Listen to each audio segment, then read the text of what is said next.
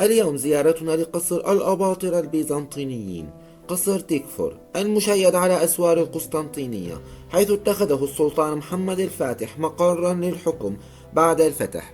فأهلا وسهلا بكم أحبائي بهذه الجولة الرائعة لنحكي قصة القصر ونستمتع بتصميمه وموجوداته. هذه الواجهة الأمامية للقصر، والجهة اليمنى هي سور القسطنطينية المتين. قصر تكفور شيد قبل 1500 عام، ومكون من 3 طوابق، وبحكم وجوده على تلة عالية على أسوار القسطنطينية فهو مطل على القسطنطينية بشكل كامل وعلى الخليج. من هذه البوابة يمكن الدخول والخروج عبر سور القسطنطينية إلى القصر.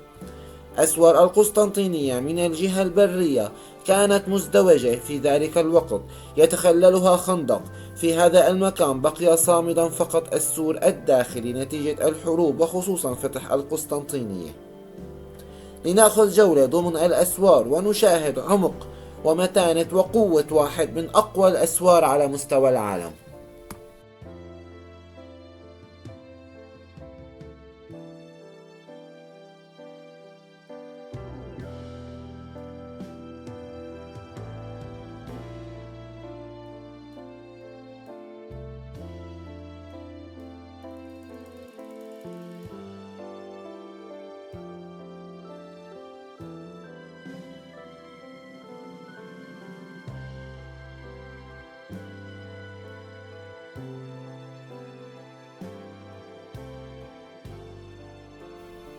هذه الأسوار البيزنطينية العظيمة التي فشلت عليها حملات عديدة للروس والبلغار والفرس والأمويين وغيرهم، واخترقت على يد الصليبيين، ومن ثم الفتح على يد العثمانيين بقيادة السلطان محمد الفاتح.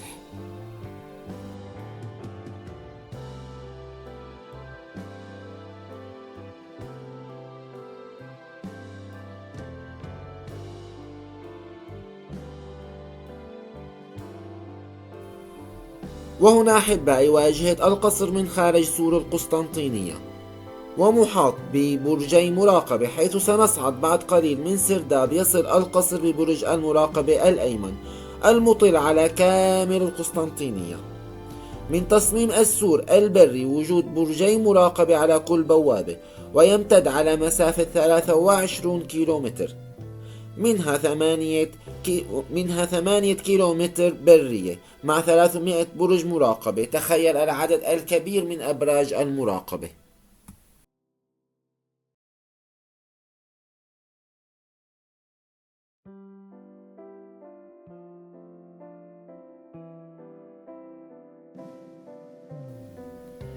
القصر من الداخل بتصميم وذوق بيزنطي خالص.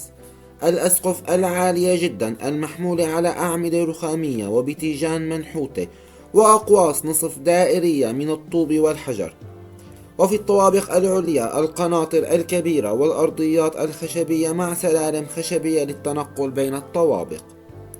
بعد انتقال السلطان محمد الفاتح إلى قصر التوبكبي، تحول هذا القصر قصر تكفور للصناعات اليدوية الفاخرة. ففي الطابق الأرضي هنا تم تصميم فرن خزف وزجاج لإنتاج أجود أنواع الخزف.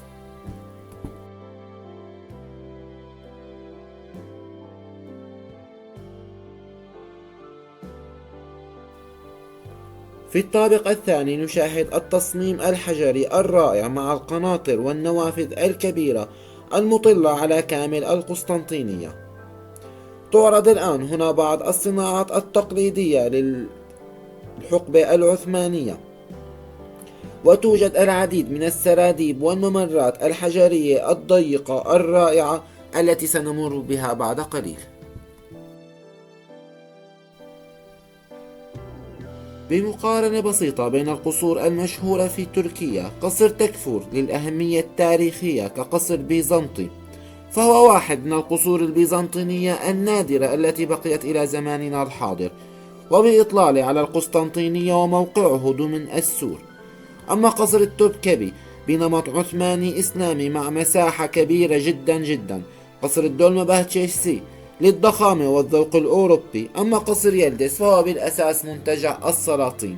بالمجمل قصر تكفر ضمن مساحة صغيرة جدا مقارنة مع بقية القصور.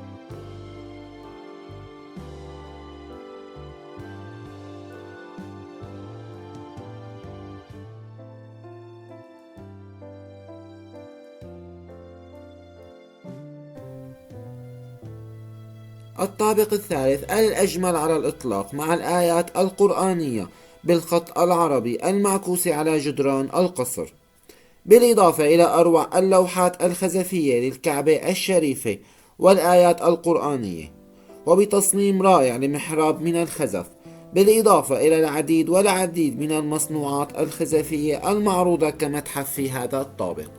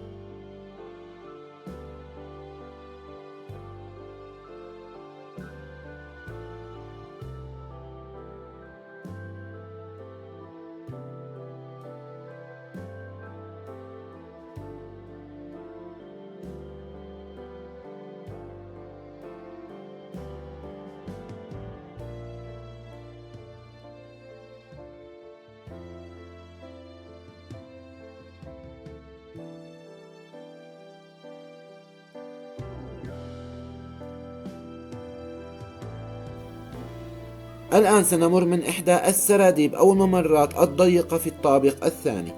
بصراحة واحد من أجمل الممرات أو السراديب الحجرية، حيث نهايته في غرفة بارتفاع الأسقف الثلاثة العالية للقصر. في عملية الترميم الأخيرة تم تصميم الأرضية من الزجاج. الإضاءة هنا ضعيفة جدا في هذا المكان مما يؤثر قليلا على التصوير.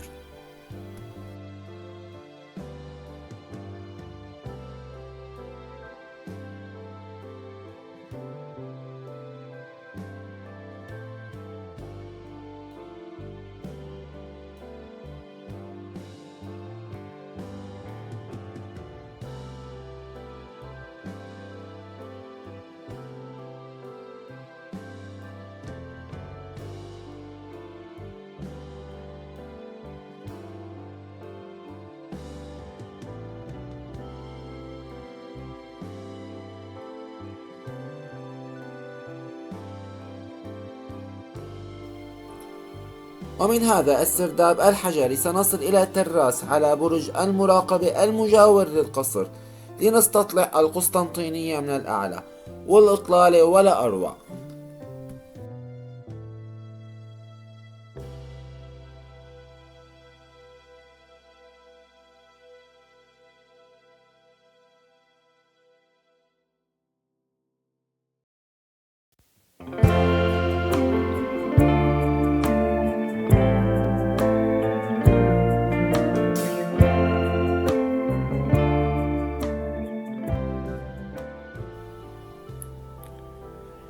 نحن الآن على سطح برج المراقبة بأعلى نقطة من سور القسطنطينية المطل على الخليج، وهناك على تلك الضفة أحياء كراكوي وغلطة وبشكتاش وغيرها التي كانت خارج القسطنطينية في ذلك العهد.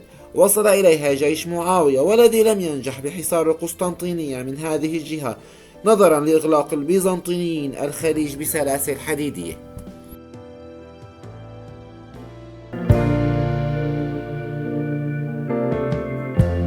Lighten up, take me on your magic river.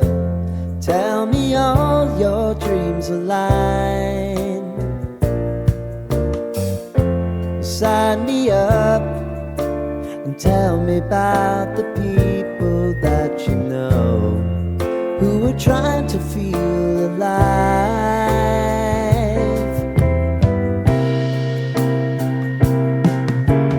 Life can get hard, so honey, if you need to cry, just come share my pillow and rain, rain, go away.